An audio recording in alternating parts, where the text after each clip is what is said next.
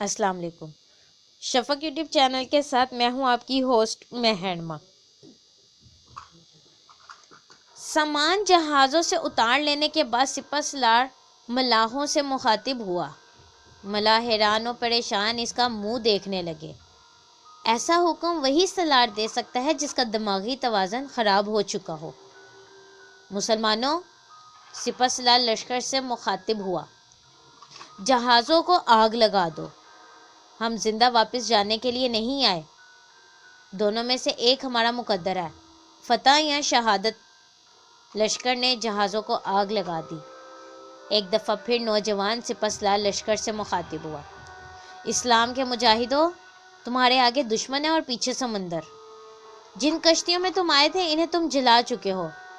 تمہارے پاس بھاگنے کا کوئی راستہ نہیں بچا۔ تمہارے پاس صرف اور صرف ایک راستہ ہے، شجاعت اور فتح کا۔ دشمن کی تعداد سے نہ ڈرو، ڈرو اس شکست سے جو تمہیں بے وقار کر دے گی۔ یہ مسلم سپہ سالار طارق بن زیاد تھا جو صرف 7,000 کا لشکر لے کر 4 بحری جہازوں میں اندلس کے ساحل پر اترا تھا۔ وہ عیسائیوں کے بادشاہ راڈرک سے ایک ایسی عورت کی عصمت کا بدلہ لینے کے لیے اندلس جیسے عظیم الشان ملک پر حملہ آور ہو گیا تھا جو مسلمان بھی نہیں تھی اور اپنے ہی ہم مذہب عیسائی بادشاہ راڈرک کی ہوس کا نشانہ بنی تھی۔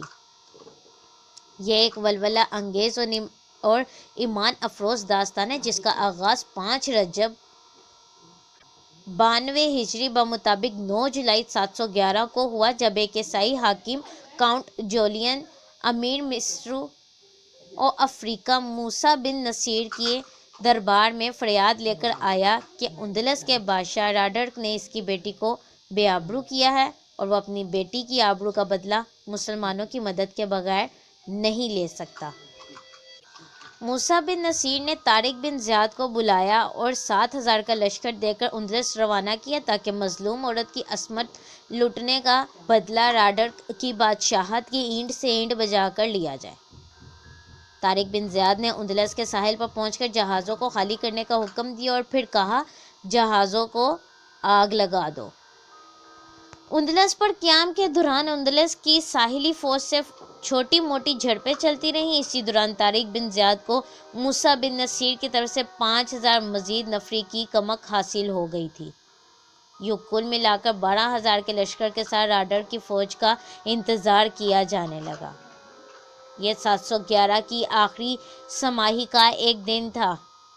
دریائے گوالیت کے ساتھ ساتھ پھیلے ہوئے وسیع میدان میں راڈرک کی 1,00,000 فوج لڑنے کے لیے تیار تھی۔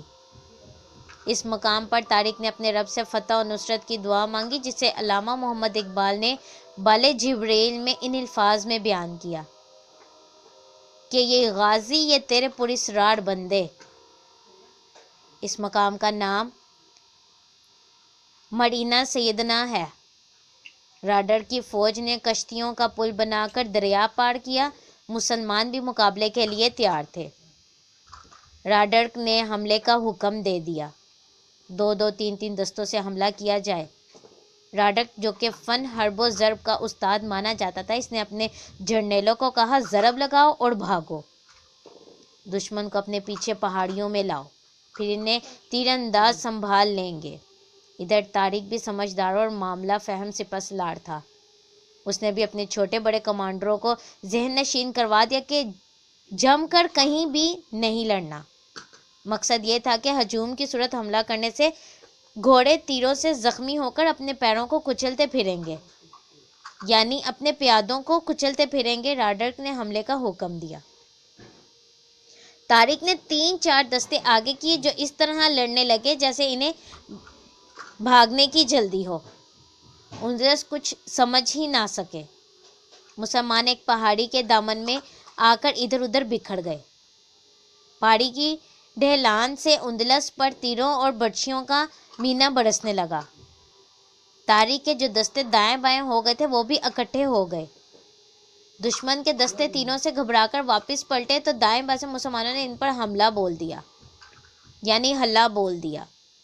اندلس بری طرح کٹنے لگے۔ اس روز راڈرک نے چند اور دستوں سے حملہ کروایا، لیکن طارق کی حکمت عملیوں کے آگے ناکام رہا۔ سورج غروب ہو گیا۔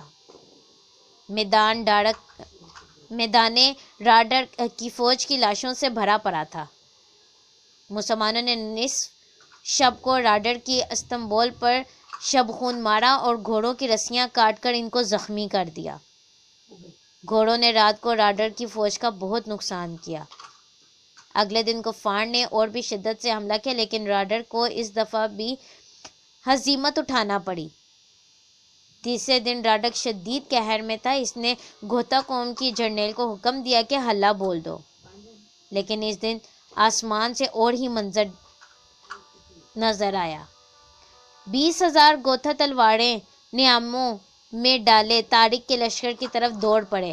طارق کا لشکر بھی پریشان تھا کہ یہ کیسے حملہ آور ہیں۔ اچانک مسلمانوں کو طارق بن زیاد کی آواز سنائی دی، ان کا استقبال کرو، یہ اب تمہارے ساتھی ہیں۔ دراصل یہ گھت قوم کے دستے تھے جو راڈر کے ظلم و ستم کے ستائے ہوئے تھے اور مسلمانوں کو مسیحا خیال کرتے ہوئے ان کے ساتھ شامل ہو گئے۔ مسلمانوں کی ثابت قدم رہنے سے اللہ نے مدد بھیج دی تھی۔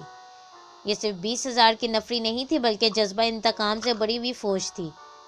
مزید 5 دن راڈر نے جنگ جیتنے کی بہت کوشش کی، لیکن اس کی ہر کوشش ناکام ہوئی۔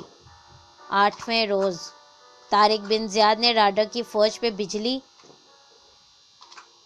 لیزر بند کر ٹوٹے اور کفار کو شرمناک شکست ہوئی۔ راڈر مارا گیا، 50,000 کی نفری قتل ہوئی اور 30,000 کو قیدی بنا لیا گیا۔ یوں اس 8 روزہ جنگ نے مسلمانوں کو 800 سال کے لیے اندلس کا حکمران بنا دیا۔ یہ تھی پاکستانی تاریخ کی ایک انمول داستان۔